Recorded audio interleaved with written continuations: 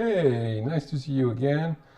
Welcome everybody. I was reading one of my preferred handbook of Materia Medica. I guess maybe you know it already. Let me show you. Yeah, here it is. It's been written by Alan himself, and really I like it. I suggest if you can maybe buy it someday. Yes. Okay, it's not really a handbook, but you cannot. It doesn't fit your pocket, but nevertheless, it's really interesting, and I suggest you read it someday. And in our future lectures, we'll speak about maybe the best possible books to have in order to start studying homeopathy. But for now, as you know, we are still studying the Aphorism 1, and I guess today, even today, we won't have finished yet. It's such an important subject, such an important matter that really you have to be more than understanding it, you have to leave the first aphorism. Otherwise, as I told you, you're going to be stuck just right before the entrance of the kingdom, if we make that reference to the gates that you can find in some fairy tales.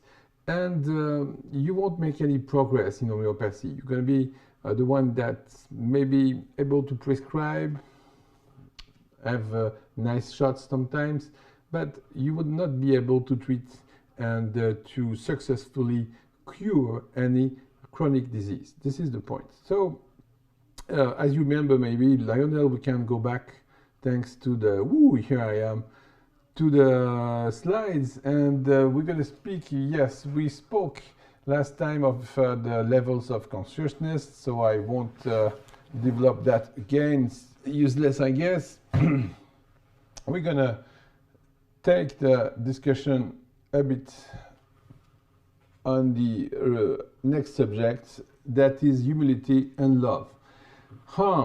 What's that? MD talking of humility and love. Yes, I'm sorry, but really you have to understand that the chief characteristic of any good homeopathic practitioner is humility. It's really someone who has to carry out his work very patiently, and only that way you will have enough energy, I would say, to invest into the study of the organon. Otherwise, once again, we're going to be stuck, and you won't be able to make any progress. You have to admit once for all that we are facing something that is not understandable. Sorry, I'm a bit tired today. I'm just coming back from a little trip in Turkey, and I need some sleep, I guess. So the fact that we are in the trenches, really the waist deep in the human blood, and mud, I have to say, and only that way we will be able to treat and cure patients. This is a very important attitude to understand, because if you don't have that humility and love, you will stay on your throne and ask for proofs, what are the proofs? What is the scientific proof of homeopathy? Come on. Are you so happy with the results you get with your patients? Of course not. So if you are really a doctor, really facing the suffering people, and really in the trenches, then you're going to say, okay, I'm going to try. I can't, try what's that stupid homeopathy, white granules, they say it's curing, come on. Yes, you have to try, and then to do that, you need humility. And finally, if you are not completely aware that you have nothing else but the little hand that is enforcing the law beyond him, you have understood nothing to homeopathy. In short, you are just a small part of the picture, and your simple role is to push, the case in the right direction until it will be cured, I dare to say, by itself, at least thanks to the energy of the dose, of course, but this is it. You have not any need to be the one that understands the case, that will finally completely understand what is life, what is disease. This is completely, of course, a delusion, as we're going to tell in a few moments. So without love, without real love for what you're doing, for your patients, for love for the mission, for our vocation, you're doomed. You won't make any success in homeopathy. So this is really important to understand, because you will find, and there is no shame, you will find people who prefer, the contact of test tubes and opening the brain of the poor rats and mice to try some theories. Okay, they can do that, of course. They do that, by the way. But this is no medicine. Medicine is something that makes some kind of relationship that's going to be built between the patient and the therapist. And in that relationship, something happens. So, of course, if there is no love, you cannot do that. You won't be able to be a genuine homeopath. And you cannot call opening animal brains medicine, of course. We are far away. And we will see that later on when we comment the notes to the chapter 1. And now we have finished with this word, and we're going to study what Hahnemann says, restoring health. What does it mean, restoring health? This is something completely crucial, I would say, because it is, in the way it is put, it is the very representation of life itself. This is the idea. It's not curing, just curing. No, he says restoring health. You follow my hands, we are restoring health. There's a kind of a dynamic motion, and it means simply that we are not dealing with symptoms that we have to destroy. No, in fact, we are going to go back in time to reach again a healthier state of affairs. This is it. In fact, classical medicine will just try to cut off every possible symptoms, and Hahnemann says we are to restore health, means to go back into a different level of health, exactly speaking, or rather giving more energy to the system, so the symptoms we are seeing now won't be necessary anymore. We'll speak, of course, about that later on. So, please, I'm playing a bit with the words, I have to say. I put the title Dynamics. But dynamics, potentized and drugs and so on, it's the same story. It means just that the whole universe is in motion. Life is motion. And of course, as it's moving all the time, it means that we have a constant adaptation, a permanent adaptation in life, and the only difference is that a dead corpse would not change in any way and would not respond anymore to its environment. And if you think a bit about that, you would notice that the whole medical system is based upon the dead corpse as a model. How can we suppose to be able to treat sick people if we are just looking at dead corpses? There is really a problem, of course. And really, Hahnemann became the heir of Hippocrates himself, and Hippocrates was teaching something very important, the idea of there is some force in the nature, in the biology. Of course, the word biology was not invented at that time, but it means in Latin, vis natura medicatrix. There is a force in nature that is able to treat. And of course, we have inside the healing power. Of course, there is something wrong, twisted, I would say, that makes us become sick and present symptoms. But inside, there is that healing power. And finally, the role of homeopathy is to stimulate the healing power inside. We are not dealing with anything else. The dose, the correct dose, would just stimulate the already existing healing power. So, if you look at the conventional classical medicine, what can we say? It's just a conceptual failure. There is no other way to tell that, because the old system has originated from just a reductionist, linear and static perception of the living whole, the functioning of the organism. Please note that those three words, they are so important to understand where is the failure. First, reductionism, as I told you in the first lecture, you cannot see life as just some small little systems bound together by who knows what special glue, I guess.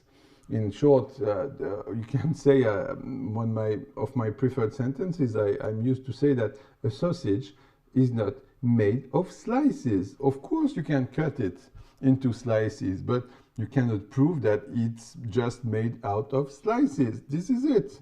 And if you do the same with the human body, cutting every time in smaller pieces in search to some kind of understanding, you won't be able to understand anything. You will become, certainly at some point, a very great specialist of a very, very, very small process. I don't contest that. But you see, you're still not seeing the patient. And Hahnemann says we have to cure patients. Linear is a very important point too, because life is whatever you want it to be except linear. This is complex, this is chaotic, as we're going to say, and it's absolutely not linear. And we'll see in a moment that the linear perception we have of science is a complete delusion, and it cannot be applied to the living bodies. And static, of course, is just the contrary. Static is the way to deal with just symptoms in classical medicine. Sorry. I mean, we have a symptom, we're going to treat that symptom, thanks a lot, you just have to pay, that's it. Of course not. Once again, the idea is to be able to go back to the previous states, to the previous levels of health. This is not static, this is dynamic, as we have said. So, what teaches reality? Of course, organic life is just a distinct whole, and certainly, and of course we have in the next lectures the time to speak about that, but it's certainly governed by what Hahnemann calls a force or a vital momentum. Whatever, it will not function in a linear fashion. This is not possible, as we're going to say, because what's very characteristic of the living beings is that sometimes you will find that a very little condition will be able to affect greatly the living being, and then you understand that's not linear at all. It means that something very small, very little, will be able to produce very great effects. This has a special meaning, of course. Then we are forced to speak about chaotic equilibrium. What's chaotic equilibrium? You're going to understand very easily. You take a broomstick on your finger and you're going to try to balance your broomstick like that. Of course, if it doesn't fall down, you win the game, but you will understand what I mean. You have to correct permanently by little moves the fact that the broomstick is just wanting to fall down. And then you would understand a little bit that your fingertip here is completely something that looks like the way the human beings are all the time under that kind of permanent correction in the complete interaction with the environment. And then you see, this is very important. It means that we are ruled, in fact, by non-linear mechanisms. In short, we are ruled by chaotic mechanisms. And this is very important. So you see that the full system, the organism itself, is just complex, first point, and second point, indivisible. You cannot divide that into small parts. Then you completely lose the meaning of the whole body, of the whole organism. Once again, it's my sausage problem. If you cut that into slices, you are not at the same time demonstrated that the slices were built in one sausage. Of course, there is a mistake. And then, if you think 1 minute more about that chaotic adaptation of life at every second, and certainly at a smaller scale, then you will understand what means susceptibility. Because susceptibility, individual susceptibility, is maybe one of the most important notions we have to deal with in homeopathy. And then, if there is some individual susceptibility, it means that we are ruled by chaotic workings, that it is really the hallmark of a chaotic government of what's going inside the body. Because otherwise, if there was no chaos, if there was no constant chaotic adaptation to the environment, then there would be no susceptibility and then no life. So life is susceptibility. So when you become sick, when you are compelled to become sick, it's just because some factors, because of course it's not that simple. We have what Hippocrates called a constellation of causes that would at one time combine themselves to make you become sick. And then it means that you have reacted to a special set of conditions that would make absolutely no effect at all to anybody else. This means chaos. This means that small things are able to have some effects on some individuals. This is the key to understand disease. This is the key to understand homeopathy. And of course, as we are used to say in mathematics, there is no possibility for algorithmic, it's a bit complicated for my French tongue, for algorithmic compression. What does it mean? It means that with some mathematic formulas, say, you are able to describe lots of things, okay? But we have a problem. We have a very good issue. It's the problem of the prime numbers. You will see that prime numbers are not able to be described by anything than themselves. So there is no a special formula to detect that we are facing a prime number.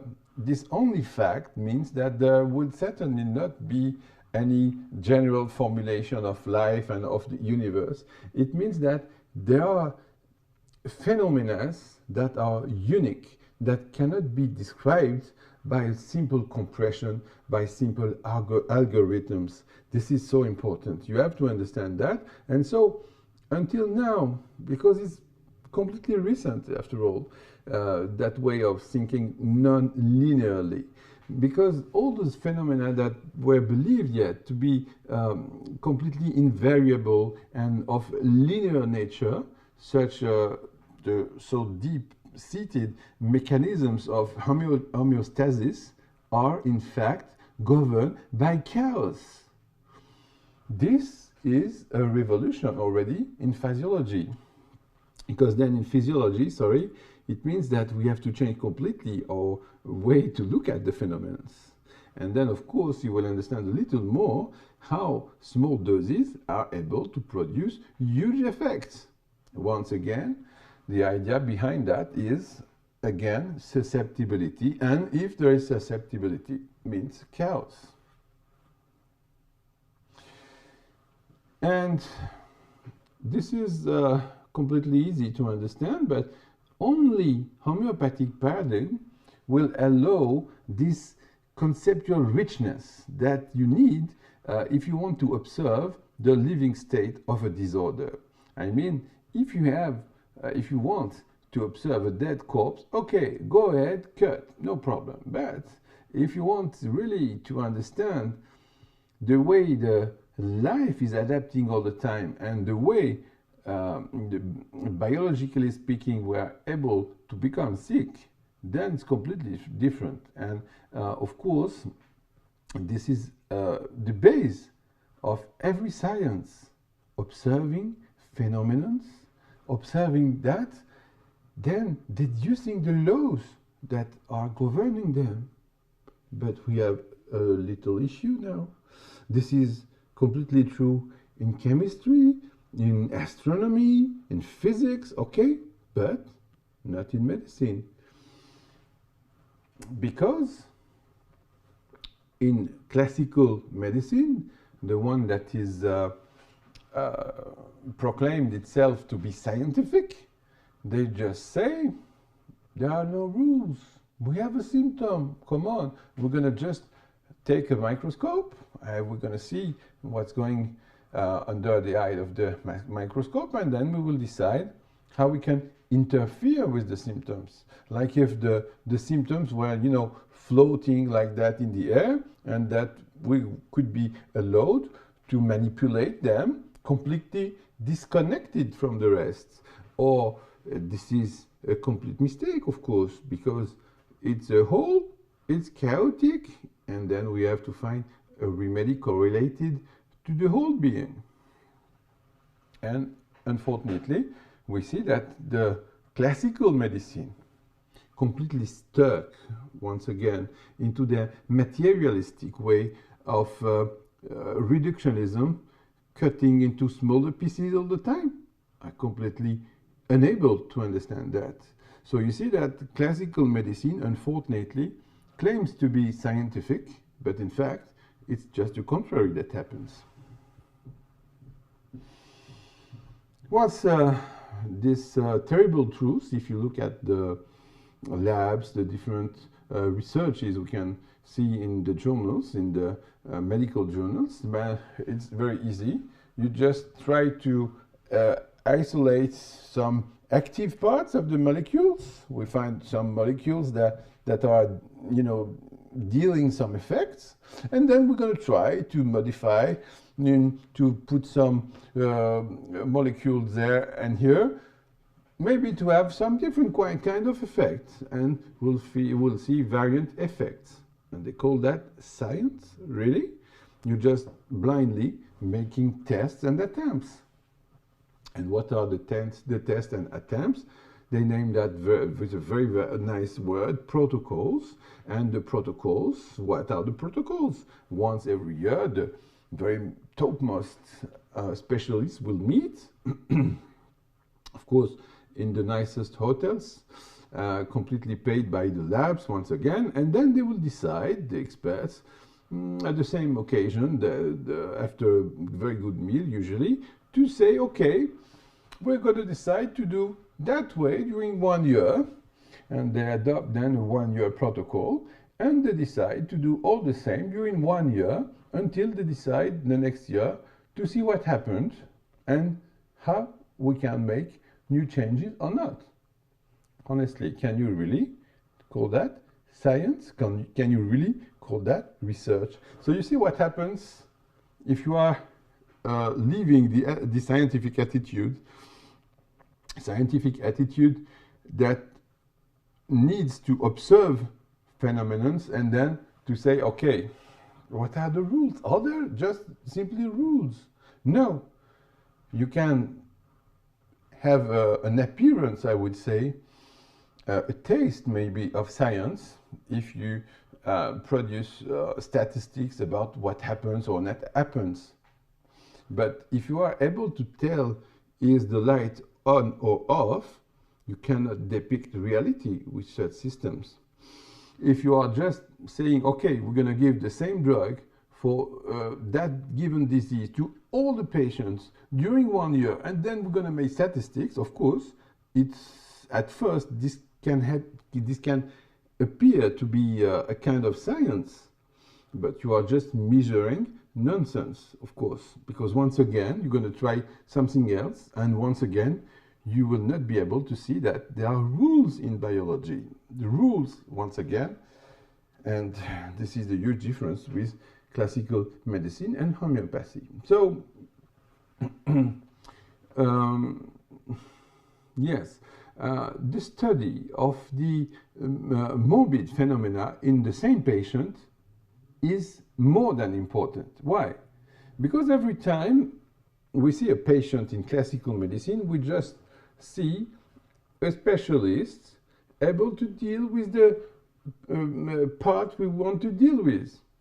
We have the specialist for the throat, for the liver, for the stomach, whatever you want, and nobody is able, it seems, to see what happened to that patient. Nobody seems to interpret that there is something wrong in the whole system, that the same patient that years ago was able to produce some eczema, that now has recurring, say, otitis, and then later on asthma maybe, has something wrong in the whole system, that something is twisted inside, and that twist manifests itself by new symptoms in different organs. Okay, but that manifestation is touching this time organs all the time, deeper and deeper. This has certainly a meaning, of course. And so that study of the overall evolution of the diseases in a given subject is certainly something so important and so obvious once you just think about that. And this is something that will prove to be one of the bases to understand and to make a good homeopathy. We'll see that later on. And yeah, we are back to my old question. Is a sausage made of slices? Okay, of course, you can laugh at that question, but it's exactly what's happening in medicine. So instead of trying to look at the overall process of disease, every specialist, in its turn, will consider the organ of its own expertise, and then that's it. What's going to happen? You cannot consider that a given body, a human body, is just made by the sum of the different cuts you can make into it. And once again, no, my sausage is not made of slices. And the right question maybe would be, if the parts are exhibiting symptoms, maybe it just means that there is some global mistuning or twisted condition that makes possible the organs to have symptoms on them. And then we'll start to understand that the organs, or even the gross anatomic disturbances we are able to observe even with the naked eye or under the microscope, are just the ends, are just maybe the results of the inner disease. And then you will see we are going far away from the old medicine. Okay? And fortunately, the progresses are much faster in mathematics than in the classical medicine. And there is a nice theory, the theory of complexity, that teaches that any phenomenon very complex, say even composed by an infinite number of subsystems, will eventually obey two very simple rules. If you say that, we are very happy. It means good news for us. We won't have to understand the way that every cell in the body are reacting, interacting all together. No, there are general rules. So you imagine that Hahnemann inferred these so simple rules, and we have to study all this in the organon. Basically, that's it. And fortunately, you see that nature is very generous, finally. And we see that we are dealing with a whole in constant relationship, and then we're going to be able to understand that the given patient is nothing else but a complete system interacting with the environment, and then after that kind of special interaction able to produce maybe symptoms that we finally call disease. And once again, I'm going to quote you my preferred astronomer. He will say something so important that I cannot resist the pleasure to speak that. He says, the science of chaos is seductive because it is global and topples barriers between various disciplines. It unites researchers in different fields and works against the tendency toward excessive specialization that seems so pervasive in modern research. I think this is very well put, really. And it is appealing because it eradicates the less bastion of determinism and will restore free will to its rightful dominance. Once again, the day I will be able to write in English as it does, it means I made some correct progresses. And besides, he says, it is a holistic science that considers the whole and forces reductionism into retreat. The world can no longer be explained only by its constituents, quarks, chromosomes, neurons, whatever you want, of course, but it must be apprehended in its totality. Can you imagine? It's an astronomer speaking. Come on.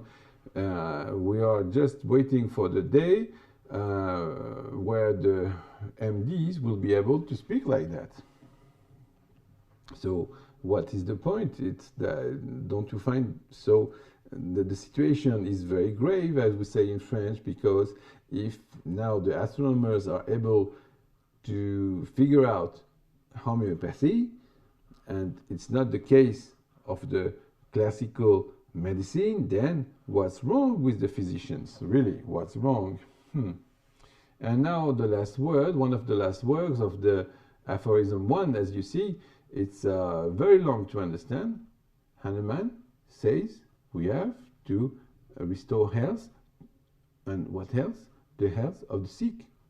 And this simple idea means the end of reductionism, and we have to get rid, once for all, to get rid of the idea of disease organs. Once for all, you have to stop mixing causes and consequences. We'll understand and we'll prove, of course, in the next aphorisms that what you can observe as a diseased organ is nothing else than the result of some mistuning, as is the best coined possible word, but we could say a twist in the vital force that maybe in the beginning will produce some nervous mistuning in the autonomic reflex system, and then chemical changes, and after the chemical changes, some organic lesions that you can see with the naked eye or under the microscope. And once again, what you see is just the results of the disease and not the disease itself. For the moment, I beg you to accept what I'm saying, of course, and later on you will see that Hahnemann will be able to prove that. Okay?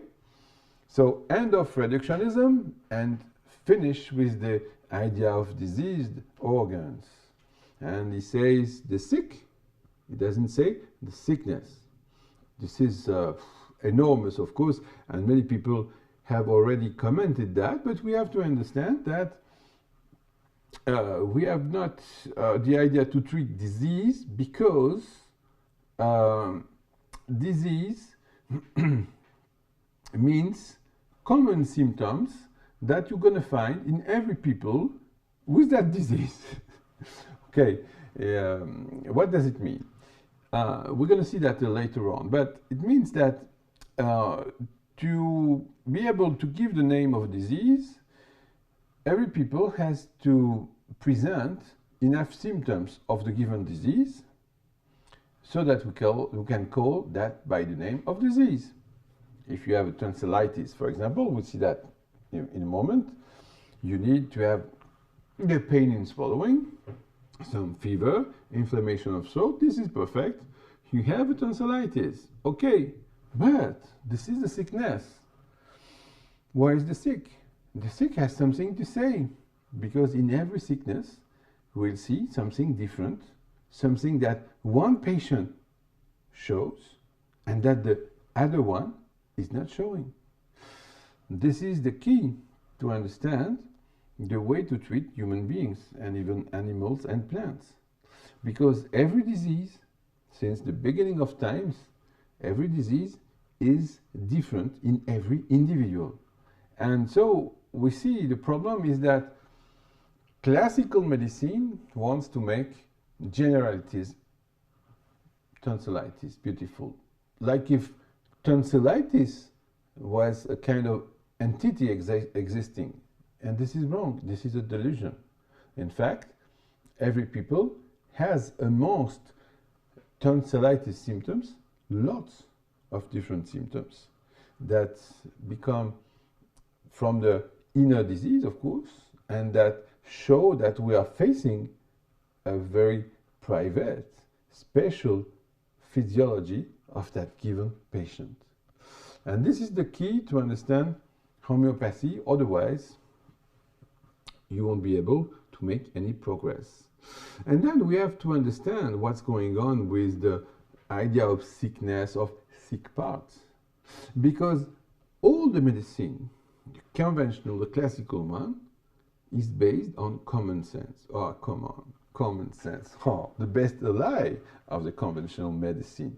You know, since the beginning of time, since the dawn of time, it seems so logical, so sensible to say, come on, we have a suffering part, we have to deal with with what seems to be the seat of the illness, right or not? Come on, I have a pain in the hand. Okay, please treat my hand.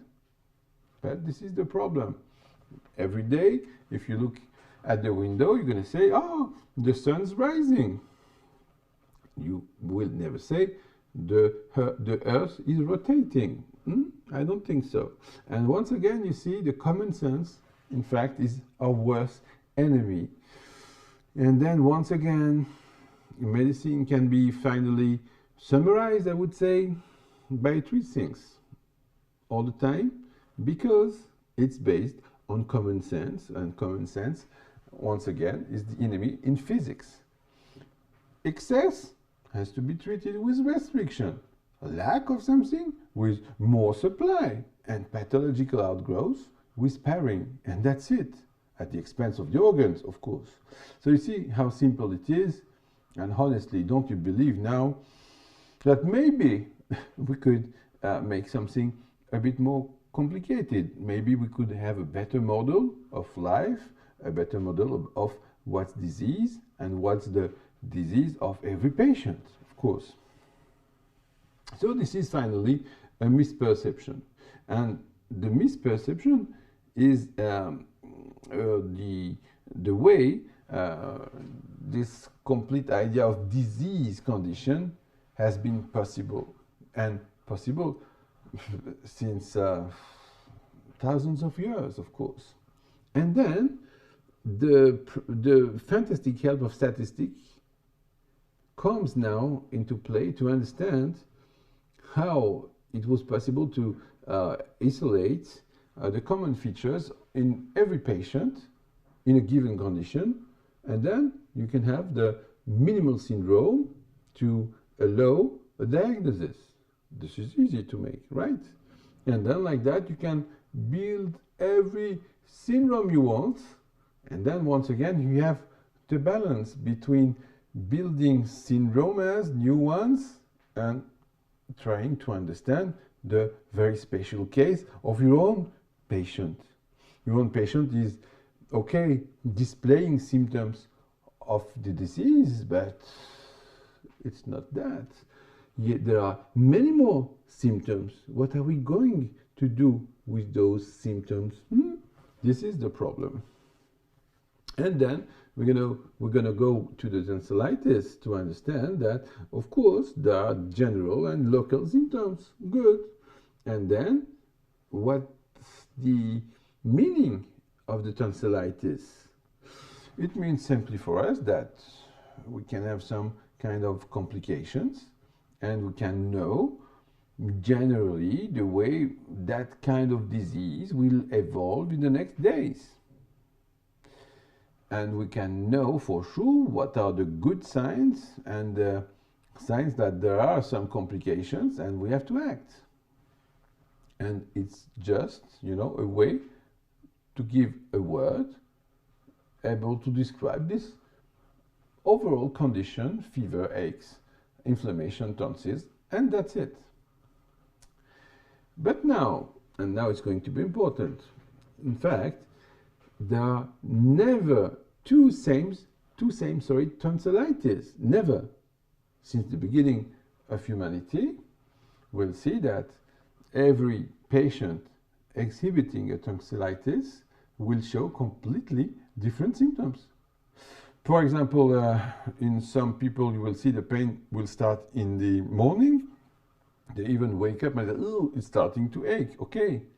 In many different cases, you will see the pain coming up at a different time. This has a meaning, of course, because there are some different types of physiology able to explain that the symptom appeared at one given time. And then we see some people were able to make a very high fever very suddenly, okay, while different people, we have the first day, oh, maybe something's wrong, with my throat. Okay, I'm going to wait. 2 days later on, they will see more fever and so on. This is not the same pace. This cannot be the same disease, and of course, this cannot be the same remedy, etc. So you have to understand that if you want to cure sick people, you are to cure people, not disease, of course. And you have to be very precise in the way you can explore the symptoms in your patients, because, of course, in the classical way to explore tonsillitis, it's important to know what's the effect of cold, what's the effect of the temperature, the pressure, and so on. We'll study that, of course, because there are general questions you have to know by heart as a reflex to explore the diseased patients. And once again, not the pathologies themselves. You will be explore the extent of the disease sometimes with, labs and medical imaging. You can do that.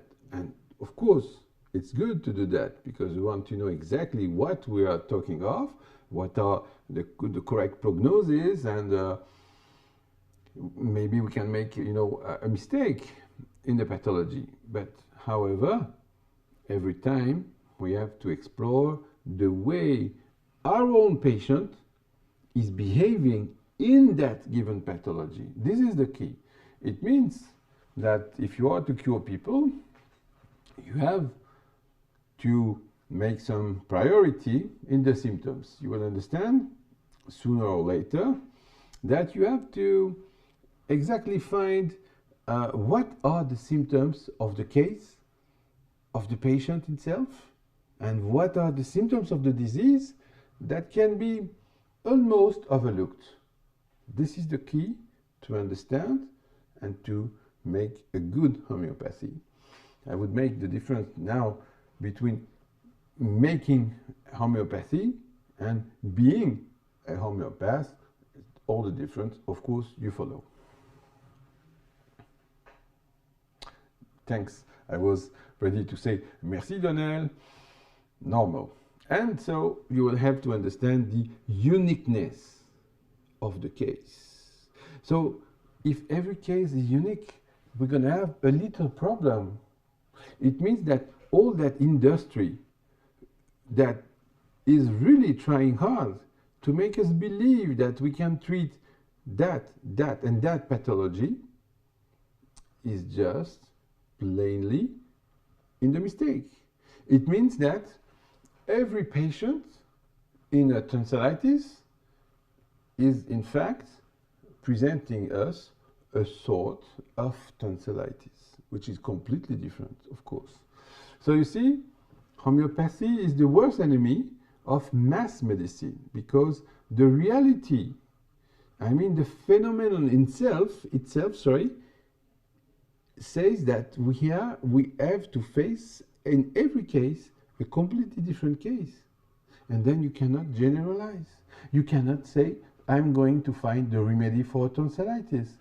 This is a mirage and nothing else. So you can fire with all the time stronger drugs, but in the end, it's a failure. It's a simple failure because simply the tonsillitis does not exist in real. In every case, we have a patient, a diseased patient, okay? And in which we find a way to say, oh, this is a tonsillitis, beautiful, okay. But we miss completely the fact that there are lots of symptoms beside the diagnosis of tonsillitis. And this is the point.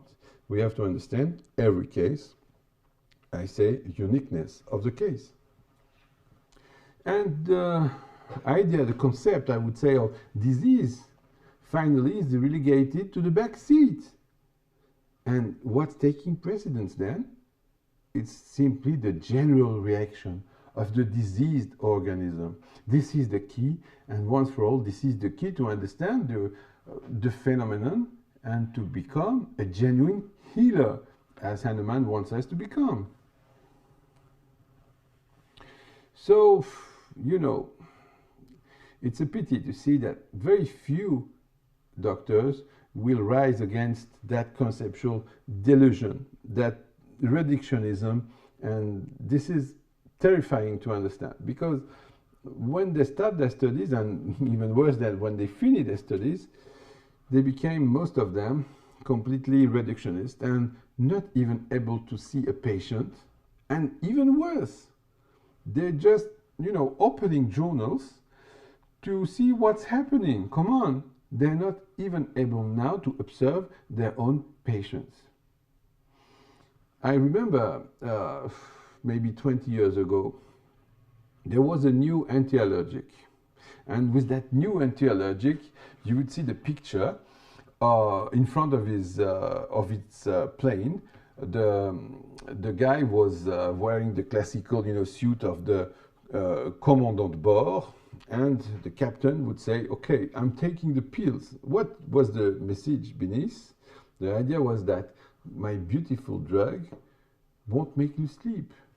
I will have the perfect anti-allergic, no producing any sleepiness, yeah.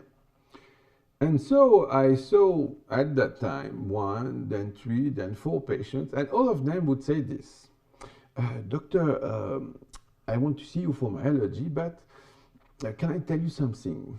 Yeah, of course, please go on. Yeah, but you know, it's a bit difficult to say because I tried to explain to my doctor, and my classical doctor, of course, and I was not able to explain that. Okay, what's going on?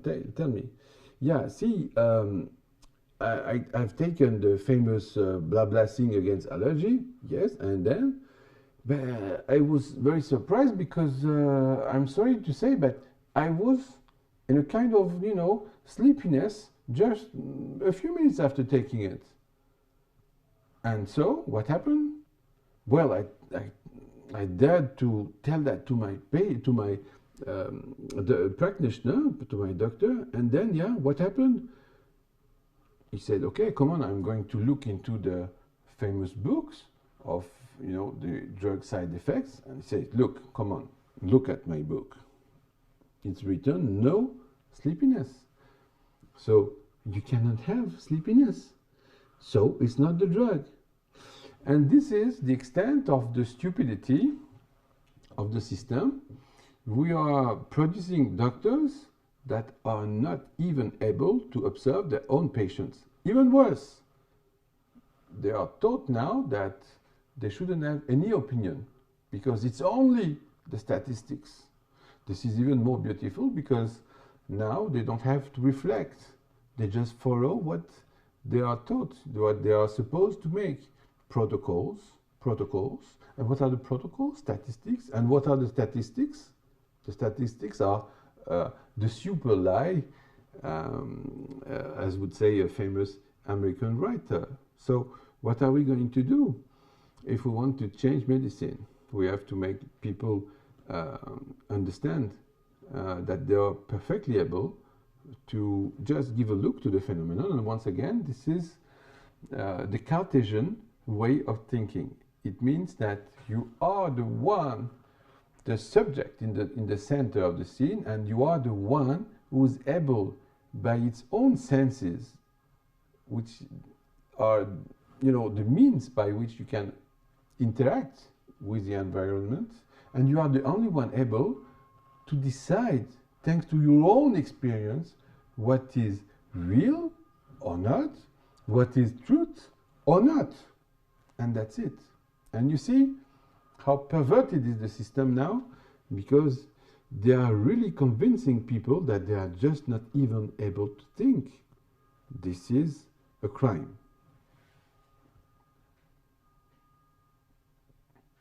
And once again, we see that stupid belief that taking apart any mechanism and dissecting down to the minutest parts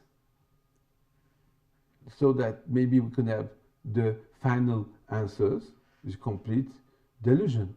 Because for every maybe answer you're going to find, you will find 100 new more questions. And this is the end of this delusion, this vision that really has generated that fallacy that treatment means just furbishing up each target organ discreetly, as much as you want. You have eczema, let's put more cream.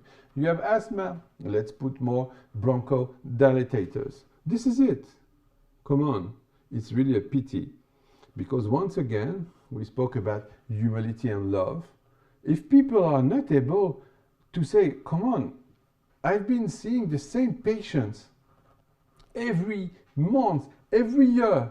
I've treated the eczema as I was taught to do so, with the best possible cream, and that the same patient is still now sick with a new symptom, new disease.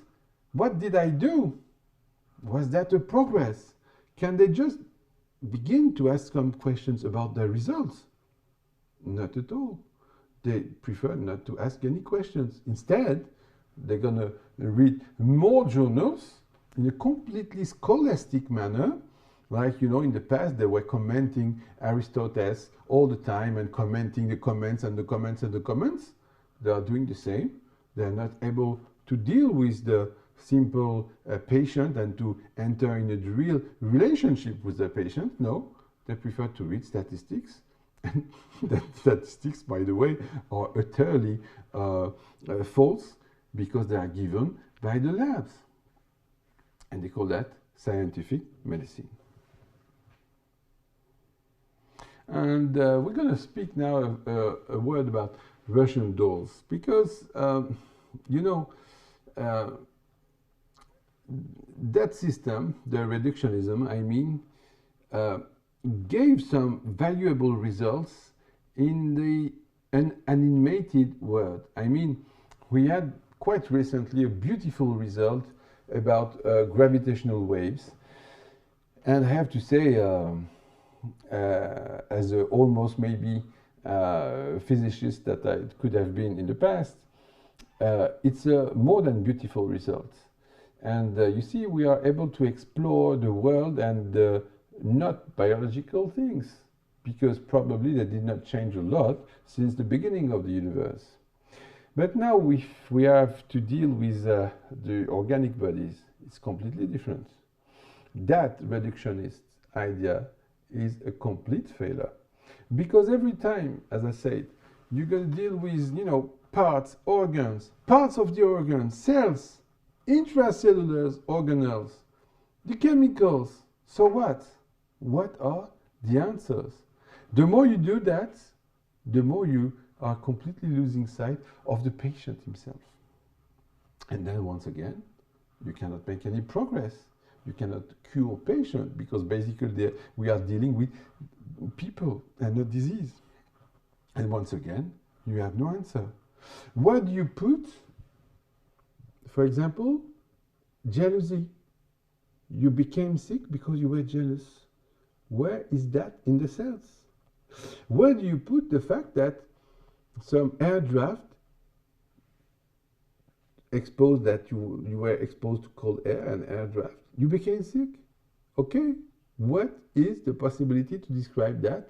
But it's a common day reality. So what are we doing to do? What are we going to do? We have to stop being reductionists. That's it. We have to completely change our view on the biology. We have to completely change our understanding of what we are facing. We have to change the way we are looking at the patient and we are looking at the disease. These Russian dolls are to be understood as what's called now the reductionist funnel.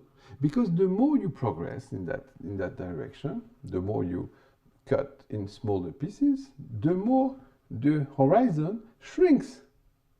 And we are going to end up studying all the time smaller fragments. And so what? Where is the patient in these fragments? This is the reductionist funnel. And once again, I'd like to quote the astronomer TrinXuan Thuan, and I found what he's going to say completely prescient when you apply that to medicine.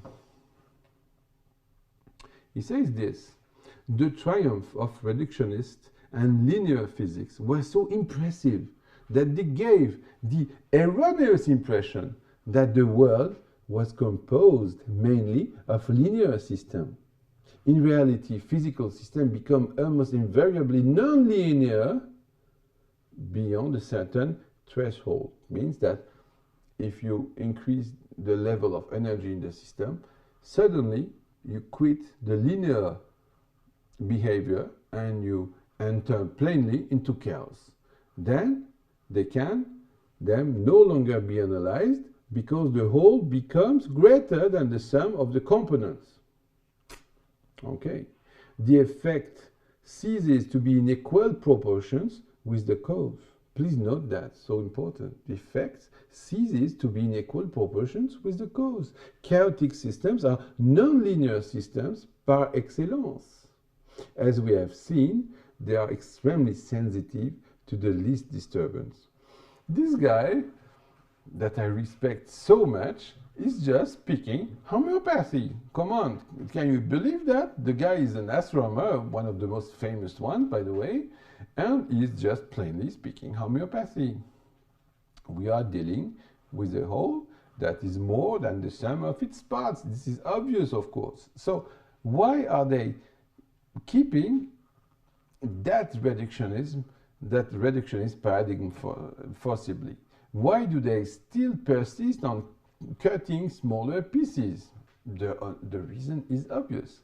Because they want to find something that could be sold massively to all the people.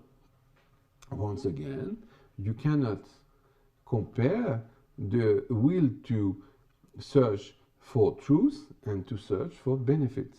Of course, it's not the same.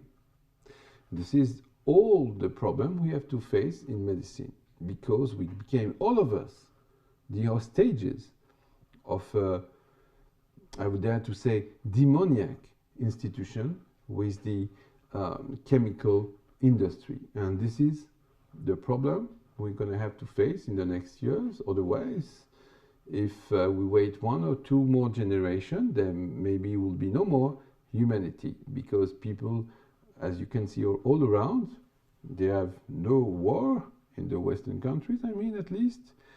They are correctly fed. if we don't look at the McDonald's and fast foods, they have a lot of pediatricians, they have a lot of MDs around them, they have access to everything. And what's going to happen? If you just open the eyes, you will see that people are not in good health. Even worse, we could say that they are in the worst health than ever. We have to explain that. Why? How can this be possible? Only homeopathy is able to give a coherent answer to that question. We'll see that, of course, later on.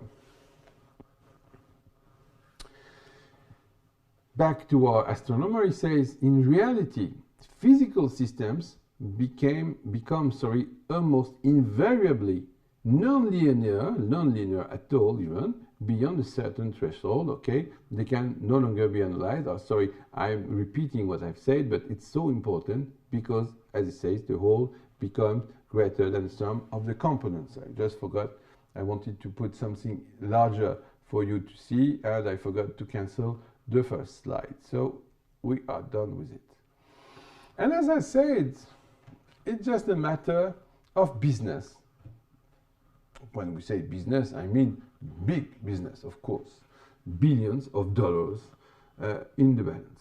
So you have to see, maybe the image has suffered a bit, but never mind, the idealized, the whitewashed image, you know, the doctor in white coat, you know, hunched over the microscope.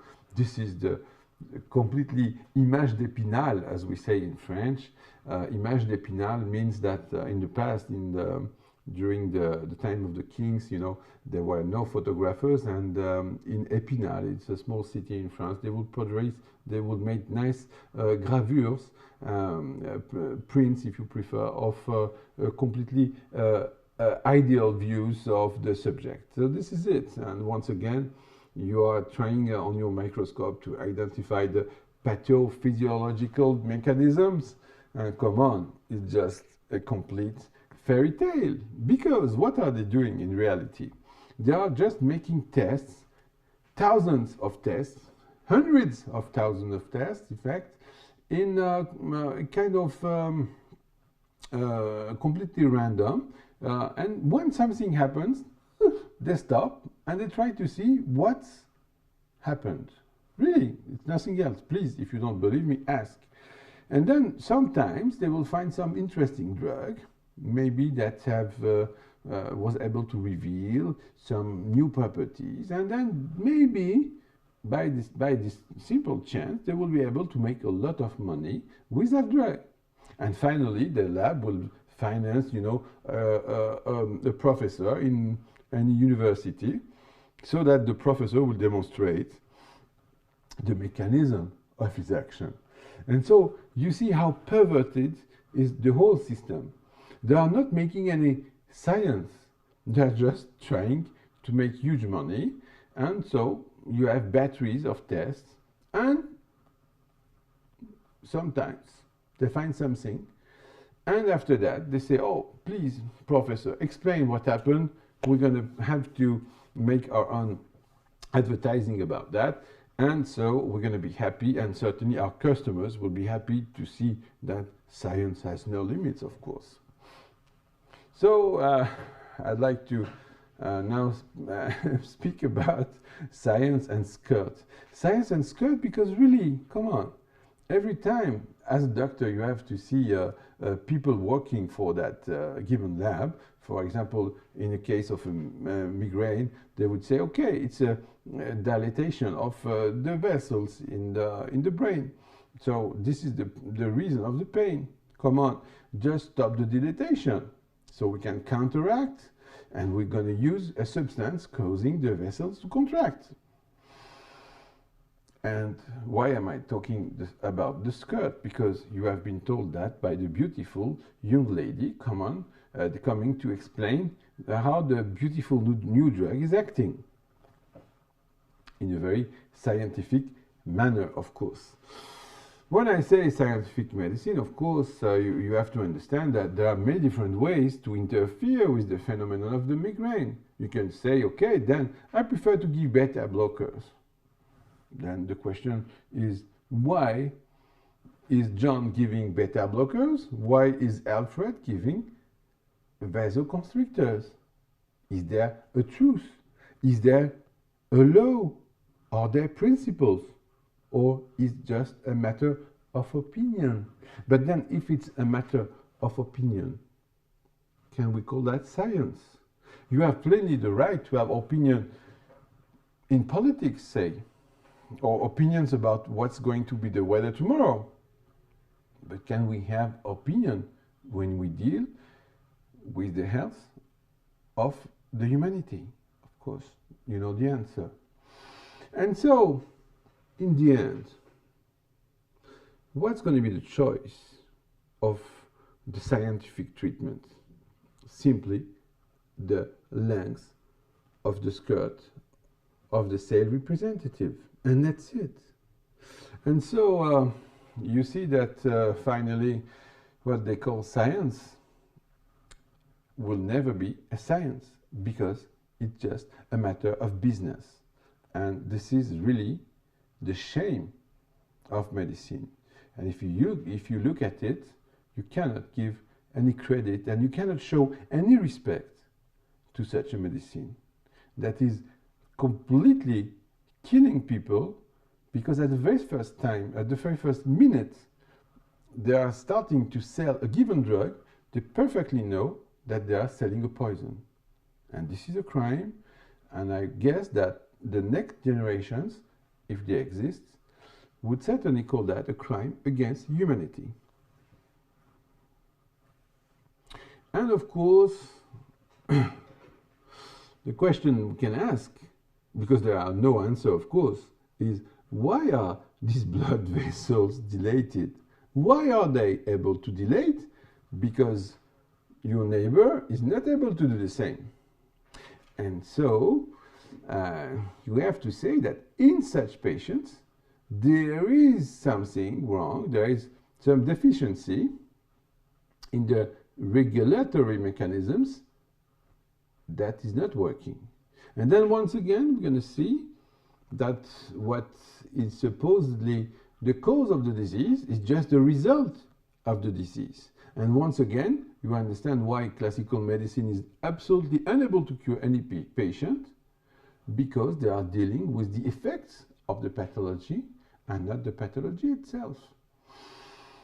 If some patients are not able to dilate their vessels, it means that there is normally, it's completely stupid, but it's obvious, I know, but it means that the patients have a system that regulates and that prohibits, I would say, the dilatation of the vessels.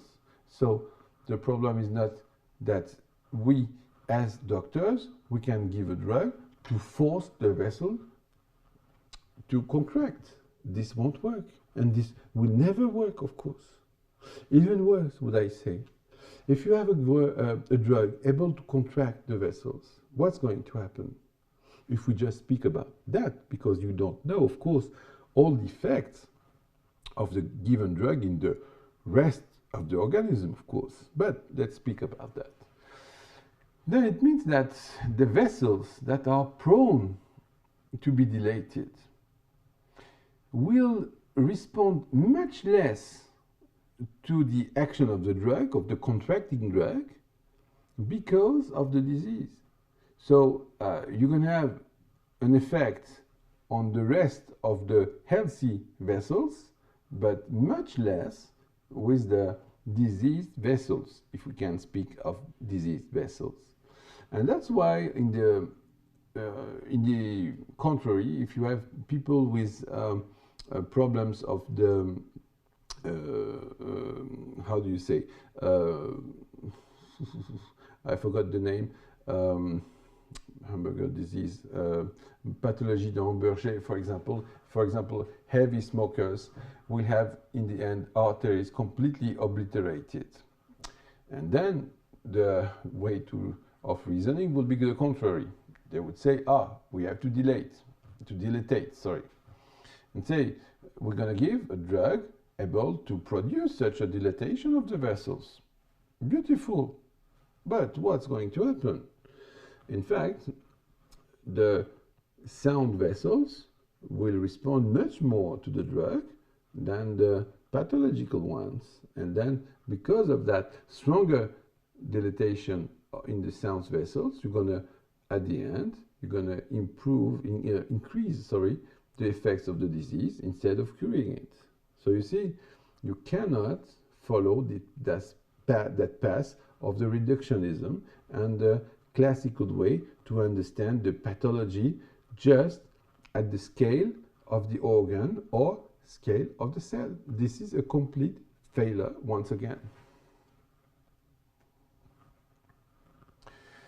So you understand finally that using a drug as a makeshift substitute for a failed natural mechanism, please note that way to speak, failed natural mechanism with, of course, all the related systemic effects on the entire body, does not really seem to be a very viable long-term solution. Of course, it's a mistake once again, because you will not be able to cure any patient because you are trying to treat organs. See what Hahnemann says? Please treat patients. Please stop dealing with pathologies. This is a mistake. And of course, it is fascinating to do researches to understand what's going on with the cells, the blah blah, the chemicals inside. This is certainly beautiful. Okay, but this is completely different because we are not dealing anymore with medicine. This is, I would say, pure science. And we love, of course, to understand. I don't say this is bad, of course not. I'm just saying that this is useless in medicine. Because in medicine, you have to see the whole. You are not treating the parts. You have to cure people and not disease. And you see how far away is Hahnemann, far away from this so-called scientific medicine. In fact, homeopathy is the only scientific medicine. The rest, I'm sorry to say, is just bullshit.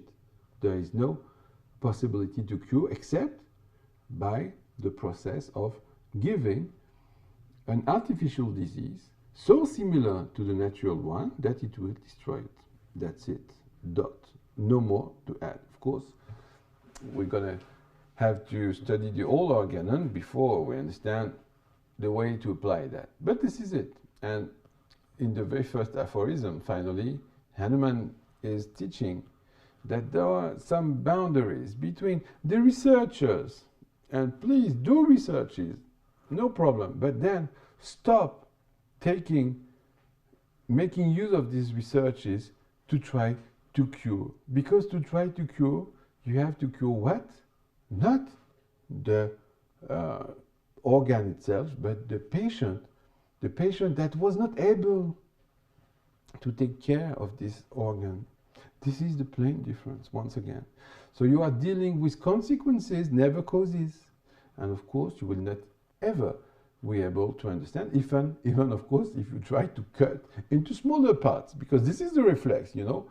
You will notice that any system won't be able to correct itself. Instead, it will be able to plus what it's already doing, plusing the cutting system. Okay, we're going to cut in smaller parts. We'll find the final truth and the final answer. Of course, complete delusion. If you get closer to the mirage, you're going to have a delusion, but you will never be able to touch it. This is the same. And so we can say in that way that homeopathy takes the absolute opposite side to the reductionist, static, dangerous, and completely inadequate old approach.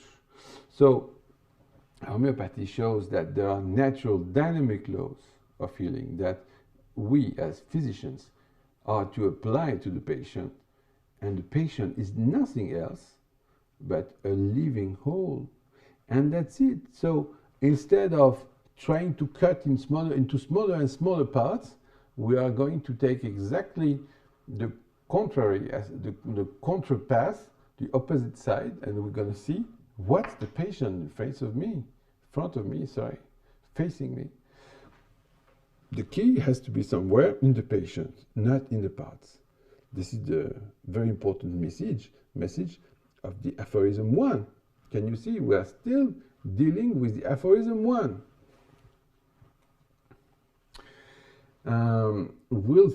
We'll end this Aphorism 1 in the next lecture. I hope that you enjoy, because you will forgive my passionate way of teaching, because we are dealing with so important issues. Honestly, you cannot be indifferent to that. Otherwise, please do any other job, but don't pretend to be a healer. And I hope that after studying the organon, all of you will become very good healers, because you will have completely understood what Hahnemann tries to teach us. Thanks a lot. See you next time, next week, same time. It will be next Wednesday. See you soon.